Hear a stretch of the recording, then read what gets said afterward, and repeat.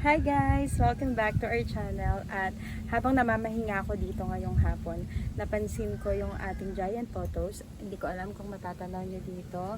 Pero meron tayong giant photo sa haligi ng kubo na yan. And medyo masakit na siya sa paningin ko. Kasi matagal ko na itong gustong gawin. Kaya lang hindi ko nabibigyan pansin pa. Dahil medyo marami tayong ginagawa. At in-advise din to mismo nung nagbigay. Hi Ate Gina! Shoutout sa'yo. And ayun, in-advise na niya na putulin na to, pero lagi ko siyang plano. Alam niyo yung lagi kong plano gusto kong gawin, pero hindi ko siya natutuloy. Pero ngayon, habang nakaupo ako dito at natatanaw ko, malamang sa first thing in the morning, gawin ko na siya. At siguro hindi ko na kayo masasama kapag habang pinuputol ko yon kasi medyo mainit sa part na yon. Tapos ako lang mag-isa, so walang mag-film sa akin. Kaya malalaman natin bukas, pero itutuloy na talaga natin to. And ayan guys, sobrang excited kong gawin yan dahil sigurado kapag pinutol ko yung gusto kong putulin doon ay marami tayong makukuha mga propagations. At syempre, pag may mga propagations tayo, marami tayong maitatanim sa mga susunod. And ayan, may pina-project din kasi ako para doon sa ano na yan, sa mga photos na yan. So ayun guys, babalikan ko kayo bukas at i-update ko kayo dahil sure na ako na gagawin ko na talaga yan. Pinagpuputol ko na yung nandito kasi tumatama na talaga sila dun sa yero. Tapos parang hindi rin sila masaya kasi nga hindi sila yung talagang lumalago. So ang ginawa ko, pinutol ko na. Ay nakita, nagpatulong ako kay JP. Tinanggal na namin yung mga yan. Tapos andito ngayon sa table natin yung mga napugot ko. So tingnan nyo guys kung gaano kadami. Ayan o. So kung ipopropagate ko to, madami na naman tayong magiging giant photos. So ayan, isa, dalawa.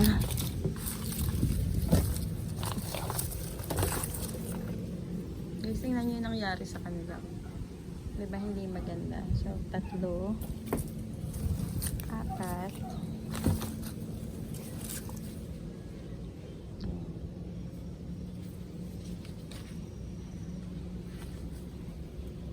tapos 5. Itong pang 5 malaki guys, malaki to.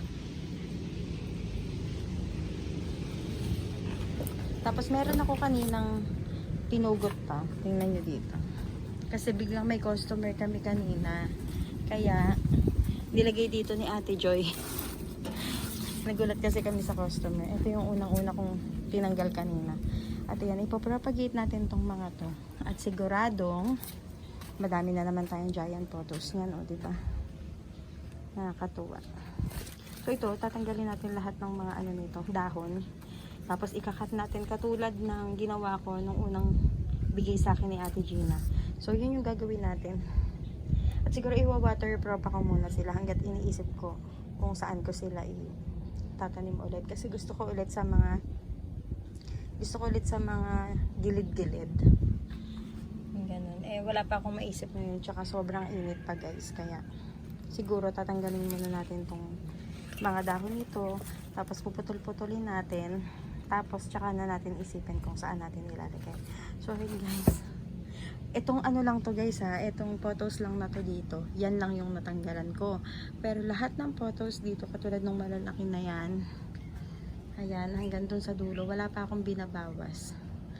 Pero, pinag-iisipan ko pa kung babawasan ko pa. Kasi ito, tingnan nyo, kung gano'n na siya kahaba, hanggang dun na yan. Eh, parang hindi na rin siya maganda. Pinag-iisipan ko pa rin guys, tingnan nyo, may pumasok na nga dun. Sa loob ng puno. Pero ini-imagine ko kasi maganda rin siya kung gagapang siya sa puno, no guys? Kasi ito, tingnan niyo. Tapos kung pag umulan-ulan, tapos nai-imagine ko na itong puno na to, magkakaroon siya ng mga photos. Parang naging puno ng photos na siya literal, 'di ba? Parang ang ganda din. So, ayan, titingnan natin kung ano yung gagawin ko diyan.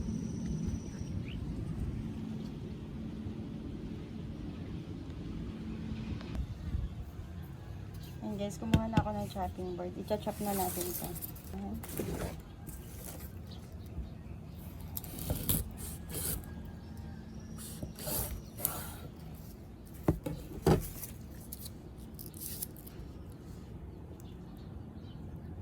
Okay na yan.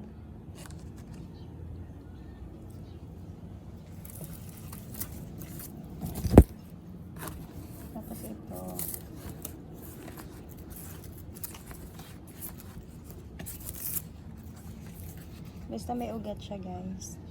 Yan. Pakiramdaman nyo na lang kung saan nyo siya pwedeng putulin. So, ito, dahil may ugat siya dyan, pwede ko yung putulin dito sa gitna. Tapos, tatanim ko to at saka ito. Dalawa.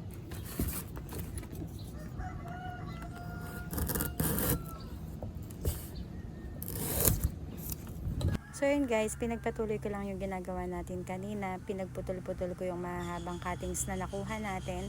And so far, ang dami ko nang nakukuha dyan. And ayun, makikita nyo naman dyan kung saan nyo puputulin. Basta ang importante, meron silang ugat para siguradong mabubuhay sila. And don't you worry kasi very forgiving ang ating photos. Kaya kahit i-waterproopan nyo yan, siguradong mabubuhay yan. Ito na yung mga nakuha natin na na mga pinagputol-putol kong photos. Ayan guys, so itatanim natin to isa, dalawa, tatlo. Imagine kung gaano kadami to. 4, 5, 6, 6, 7,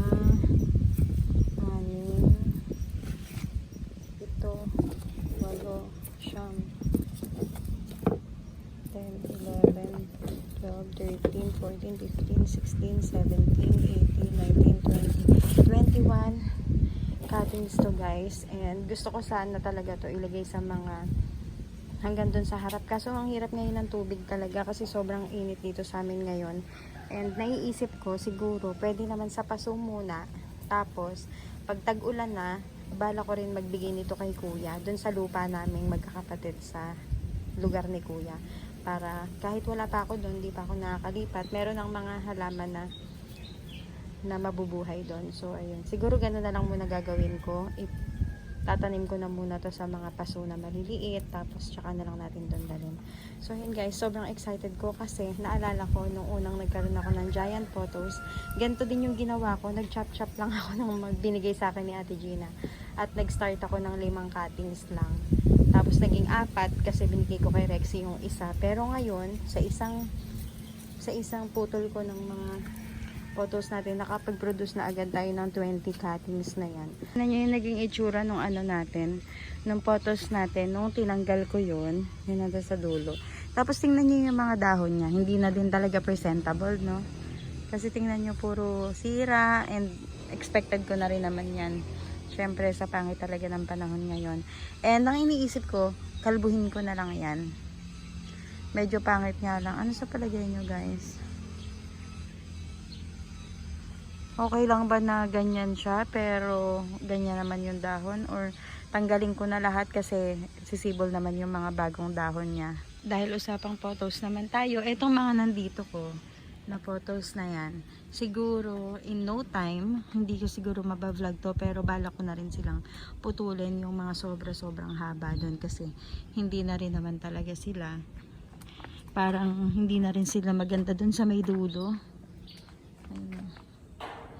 Ewan ko lang. Pinag-iisipan ko pa din yan. Tapos ito yung pinakamalaki. Tingnan nyo guys. Ito dito, medyo mas okay naman yung dahon kahit paano. Compare dun sa kabila na yun. Pero may mga damage din. Ayan.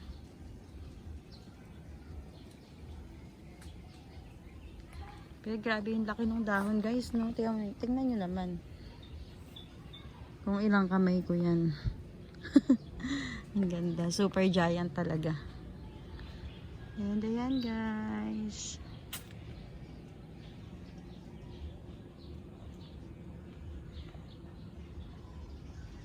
Kayo, kamusta yung mga photos nyo sa ganitong sa ganitong panahon?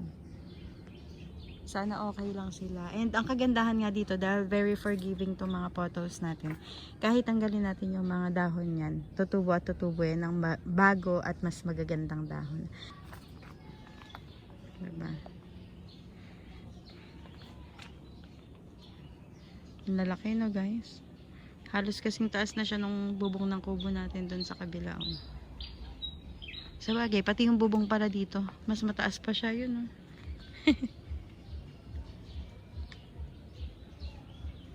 Aasikasuhin ko yan sa mga susunod na araw. Nag-uunti-unti ako ng ayos sa garden, kaya pasulpot-sulpot lang din yung vlog ko guys. Yung mga pinutol ko pala dito guys, yung mga pinutol ko dyan, yung may mga dahon nilagay ko sa garapon, winaterprop ako muna sila.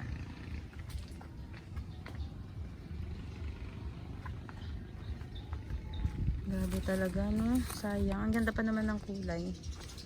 Ay, ito, mas tutok to sa ano? Mas tutok to sa araw. Compared dun sa isa. Tingnan nyo, dito yellow-green siya. Doon, may yellow-green din, pero hindi ganito kadami. Para mas more yung green dun sa kabila. Diba? Tanggalin ko na lang siguro yan mamaya.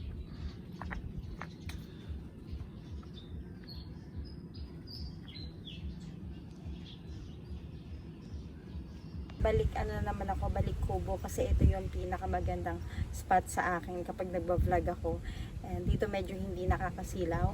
So ayun guys, thank you so much for watching, and kung mahilig din kayo sa halaman katulad ko, kung na-enjoy nyo ang buhay sa probinsya, kung meron kayong small business, ayan, at nakaka-relate kayo sa buhay namin dito, please subscribe to our channel kasi marami akong i-upload at isi-share sa inyo tungkol dito sa aming buhay probinsya. Thank you so much for watching. God bless you all, and I'll see you guys on my next vlog. Bye!